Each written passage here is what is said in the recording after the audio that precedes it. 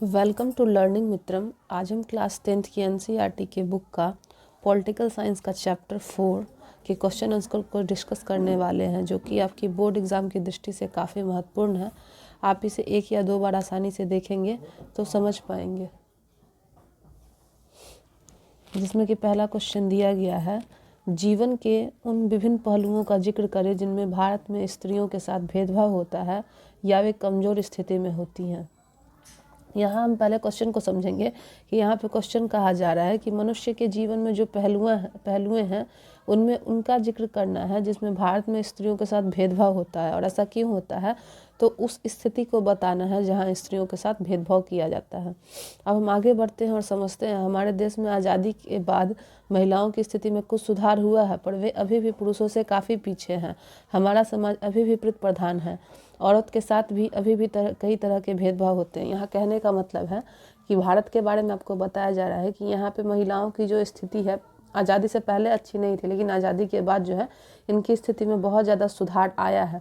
लेकिन यह कह पाना कि बहुत हद तक सुधार हो गया है यह आसान नहीं है, क्योंकि हम क्या देखते हैं कि समाज अभी भी पुरुष प्रधान है। पुरुष प्रधान या पुरुष प्रधान का मतलब है कि समाज में पुरुषों का बोलबाला है। जैसे कि घर में भी अगर कोई निर्णय लेना होता है परिवार में तो वो कौन लेते हैं, पुरुष ही लेते हैं। अगर आप अपने घर में देखें तो ज़्यादातर मामलों में जो हमारे डिसीजन होते हैं पढ़ाई लिखाई या किसी भी कार्य में, उसमें कौन डिसीजन लेता है तो हमारे पापा लेते हैं। तो इसीलिए समाज में भी जो व्यवस्थाएं लागू है उसमें निर्णय लेने का अधिकार पुरुषों को है। इसीलिए समाज अभी भी पुरुष प्रधान ही है। वहाँ महिलाओं की बाद में सुनी जाती है, पहले पुरुषों की सुनी जाती है। तो उन पहलुओं को हम देखते हैं जहाँ पे स्त्री और पुरुषों के साथ भेदभाव किया जाता है, जिसमें पहला है महिलाओं में साक्षरता दर अभी भी मात्र 54% है, जबकि पुरुषों में 76% है। स्कूल पास करने वाली लड़कियों की एक सीमित संख्या ही उस शिक्षा की ओर कदम बढ़ा पाती है। अभी भी माँ बाप अपने संसाधनों को लड़के लड़की दोनों पर बराबर खर्च करने की जगह लड़कों पर ज़्यादा खर्च करना पसंद करते हैं। यहाँ पे कहा जा रहा है कि अगर आप देखें तो महिलाओं की साक्षरता दर यानी कि जो पढ़ाई लिखाई की सीमा होती है वो काफ़ी ज़्यादातर पुरुषों के मामले से बहुत ज़्यादा कम है। जितनी होनी चाहिए उतनी ज़्यादा जो है वो नहीं है। जहाँ पे पुरुषों को 100% में 76% पढ़ने का अधिकार है, वहीं महिलाओं को शिक्षा पाने का अधिकार जो है मात्र 54% है।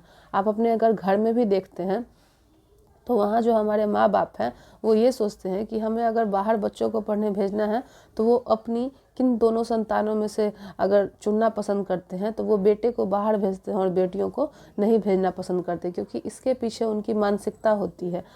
मानसिकता कहने का अर्थ है कि जहाँ पे मतलब माता पिता यह सोचते हैं कि अगर हम लड़की को पढ़ा कर या बड़ा कर बना देंगे कुछ भी तो वो दूसरे घर चली जाएगी यानी कि ससुराल, और बेटों को अगर हम रखेंगे तो उसका वो सुख भी भोग पाएंगे और वंश भी आगे बढ़ पाएगा। तो ये ऐसे कारण हैं जहाँ पे महिलाओं की साक्षरता दर में कमी हमें देखने को मिलती है, और जिसकी शुरुआत घर से ही होती है। अगर आप एक घर की बात करते हैं तो समाज में बहुत सारे घर हैं, और जहाँ पर ज़्यादा सोच इसी पर निर्भर करती है कि पहले लड़कियों से पहले लड़कों को बाहर भेजा जा सके। ऐसी बात नहीं है कि बहुत जगहों पर अगर आप देखें तो कहीं कहीं जो है लड़कियों और लड़कियों में समानता दिखती है। वहाँ पे आज लड़कियाँ भी जो है बढ़ चढ़ कर शिक्षा व्यवस्था में हिस्सा ले रही हैं, लेकिन इन सब से अभी ऐसा कह पाना संभव नहीं है कि समानता का दर जो है वो लड़की और लड़कों में समान है, क्योंकि बहुत जगह पे जो है लड़कों को भेजा जाता है बाहर पढ़ने के लिए, लड़कियों को नहीं। इससे हम पता लगा सकते हैं आंकड़ों को देखकर कि लड़कियां मात्र 54% पढ़ पाती हैं और लड़के जो है वो 76% जो है साक्षरता दर में आगे हैं।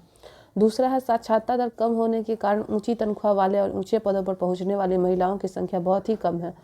भारत में स्त्री पुरुषों से अधिक काम करती हैं, किंतु अक्सर उनके काम को मूल्यवान नहीं माना जाता है। यहाँ कहने का अर्थ है कि जो महिलाएं कम पढ़ी लिखी होती हैं या कुछ ऐसी महिला जो पढ़ लिख कर पुरुषों से आगे बढ़ चुकी हैं, वहाँ पे तनख्वाह की बात करते हैं तो पुरुषों को ज़्यादा मतलब मंथली इनकम होता है, और जो महिलाएं होती हैं उनको कम मंथली इनकम दिया जाता है।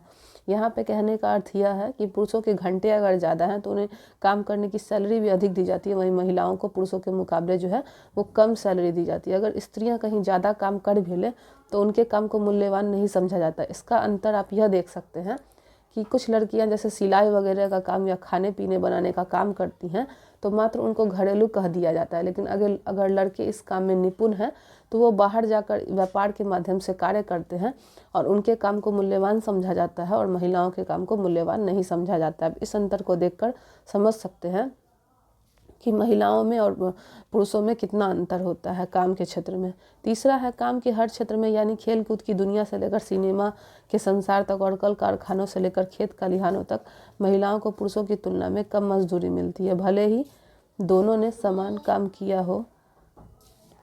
तो अगर हम बात करते हैं सिर्फ काम के क्षेत्र की, तो यह केवल समाज तक निर्भर नहीं है। मतलब अब हर जगह देखें, या सिनेमा हो या कल कारखाना हो या खेत खलिहान हो, वहाँ पे पुरुषों के मुकाबले जो है स्त्रियों को कम मजदूरी मिलती है, और यहीं पे जो है भेदभाव हमें देखने को मिलता है।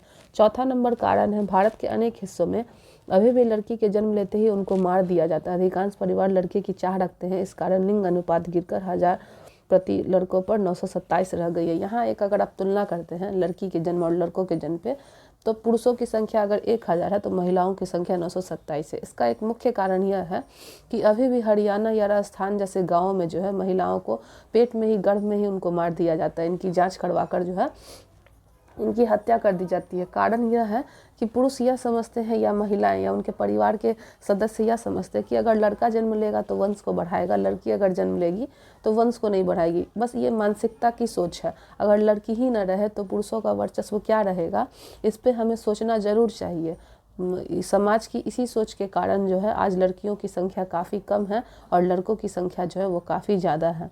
पाँचवा है, भारत में सार्वजनिक जीवन में खासकर राजनीतिक में महिलाओं की भूमिका नग्न है। अभी भी महिलाओं को घर की 4 दीवारी के भीतर रखा जाता है।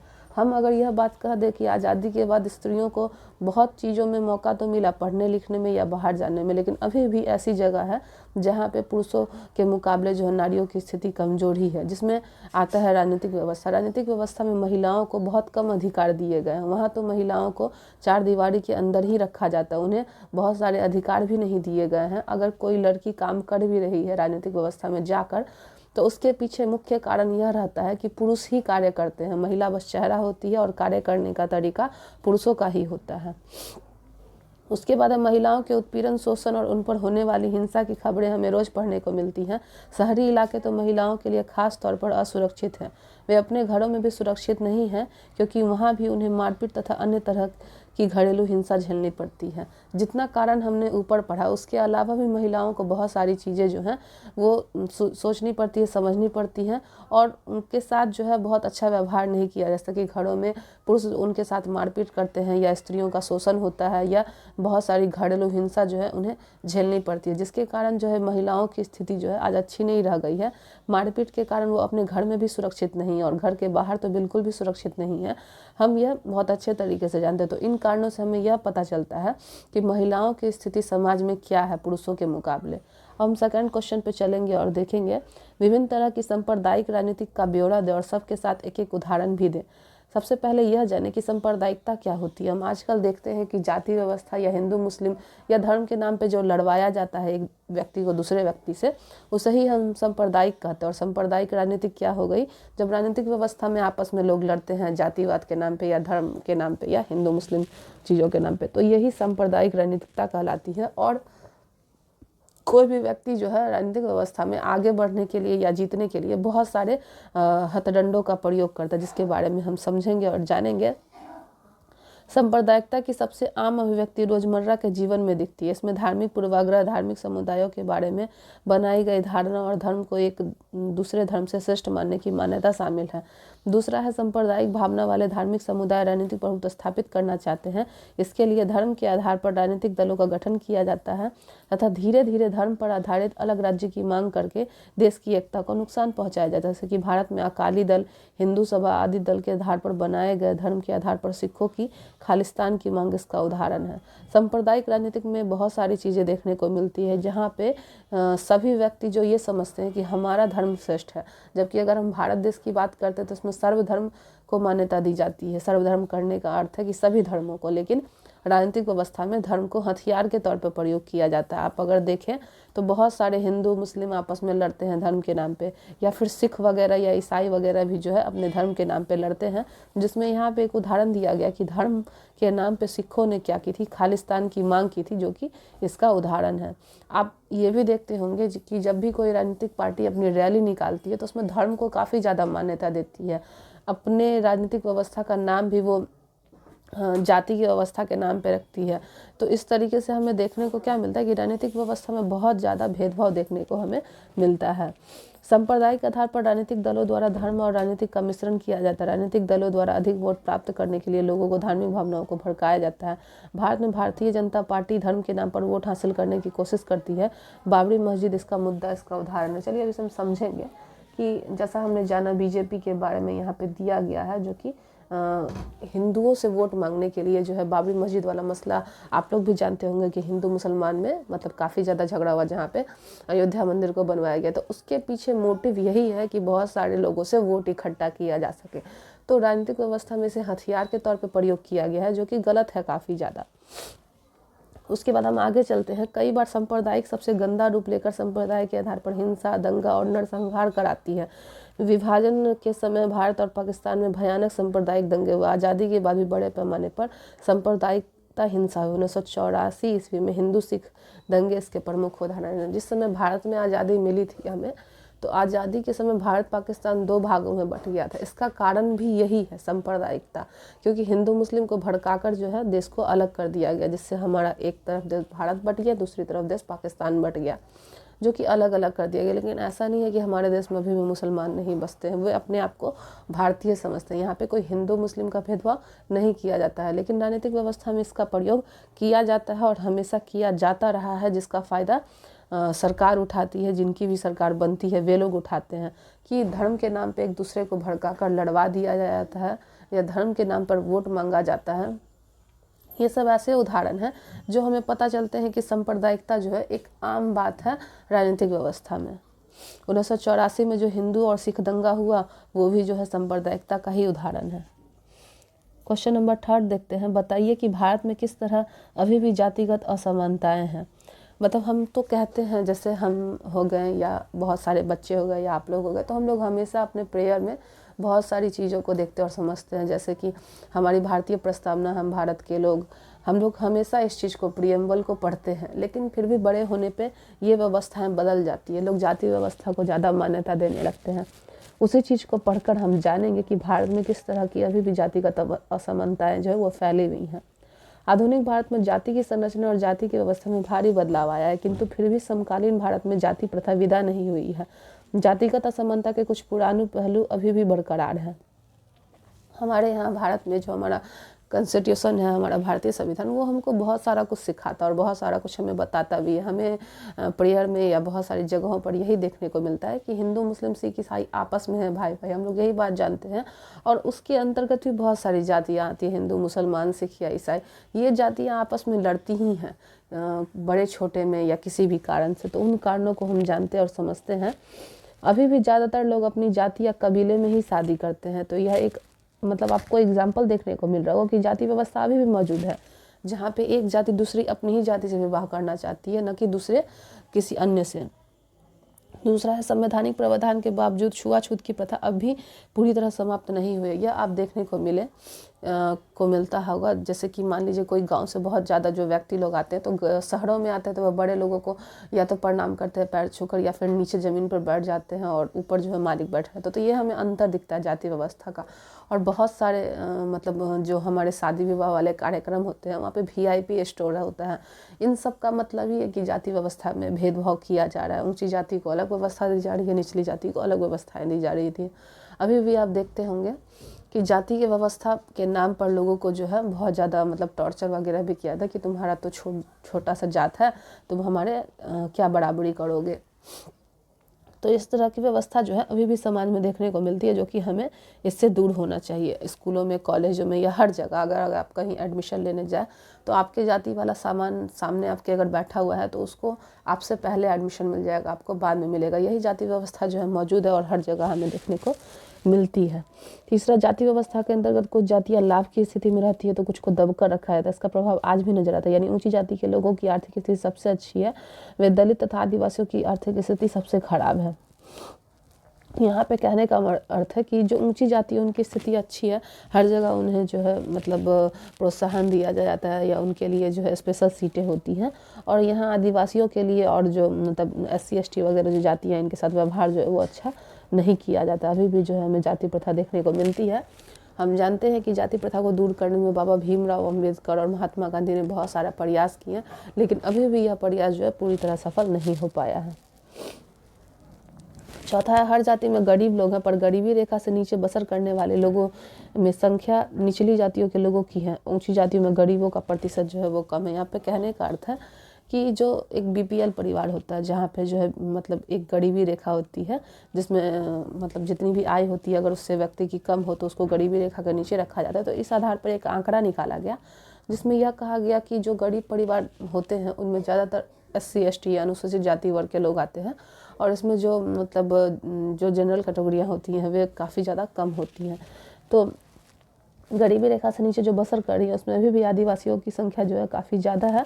इससे यह पता चलता है कि भारत में अभी भी जाति व्यवस्था मौजूद है। जो जातियाँ पहले ही शिक्षा के क्षेत्र में आगे थी, आधुनिक शिक्षा व्यवस्था में उन्हीं का बोलबाला है। जिन जातियों को पहले से शिक्षा से वंचित रखा जाता है उनके सदस्य अभी भी पिछड़े हुए हैं। यहाँ पे कहने का अर्थ है कि जैसे भारत में पुरानी प्रथा पहले से मौजूद थी शिक्षा व्यवस्था की, पहले कैटेगरी में बांटा गया था कि सोनार केवल सोना का काम करेगा, चमार केवल चमार का ही काम करेगा, और बढ़ई केवल बर्तन बनाएगा।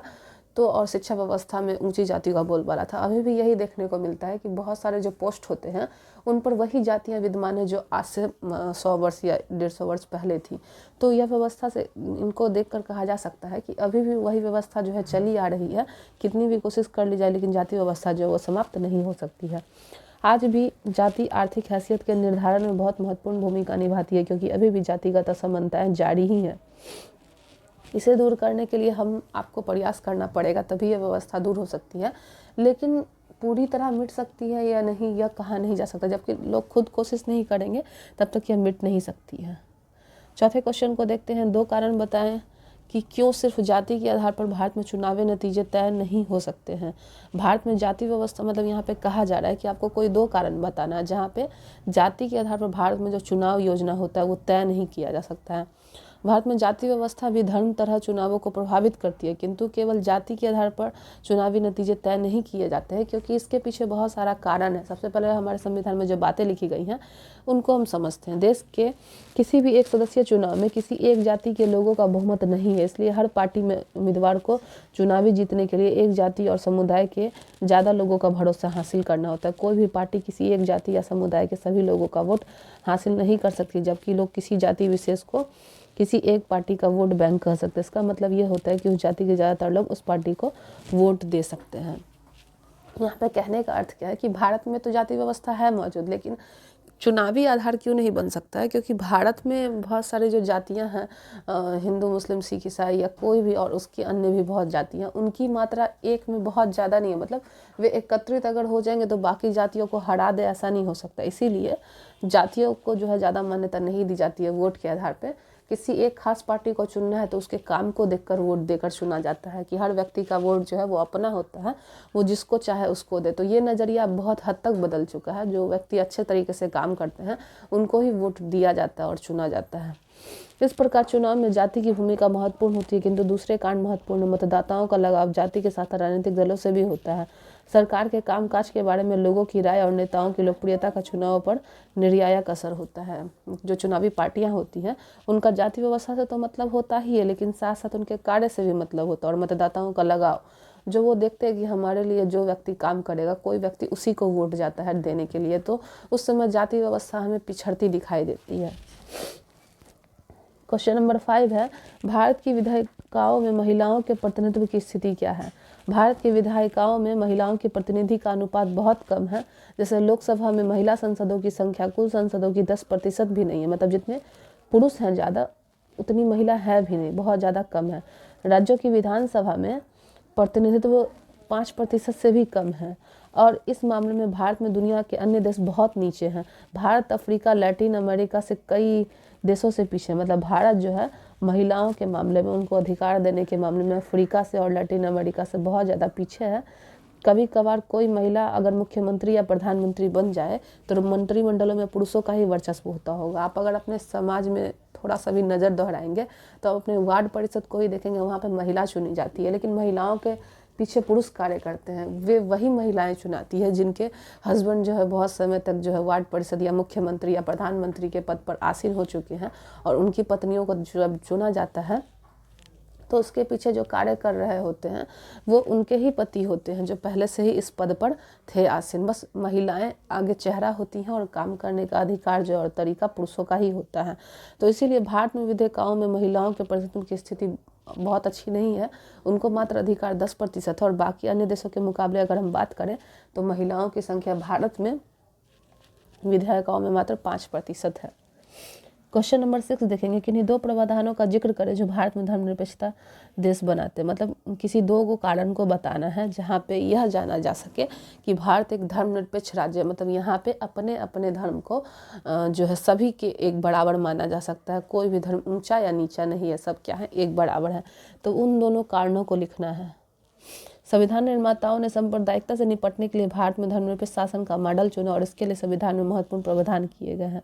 भारतीय राज्य ने किसी भी धर्म को राजकीय धर्म के रूप में अंगीकार नहीं किया। श्रीलंका में बौद्ध धर्म, पाकिस्तान में इस्लाम और इंग्लैंड में ईसाई धर्म को जो दर्जा दिया जा रहा है उसके विपरीत भारत का संविधान किसी भी धर्म को विशेष दर्जा नहीं देता। हमारे भारत की खास बात यह है कि बहुत देशों से अगर हम भारत की कल्पना करें तो श्रीलंका में बौद्ध धर्म है केवल, पाकिस्तान में इस्लाम धर्म और इंग्लैंड में ईसाई धर्म है। लेकिन हमारे भारत में किसी भी एक धर्म को खास मान्यता नहीं दी गई है। यहाँ पे सर्वधर्म या जो है धर्मनिरपेक्ष राज्य कहा गया है प्रत्येक भारत में जितने भी राज्य हैं।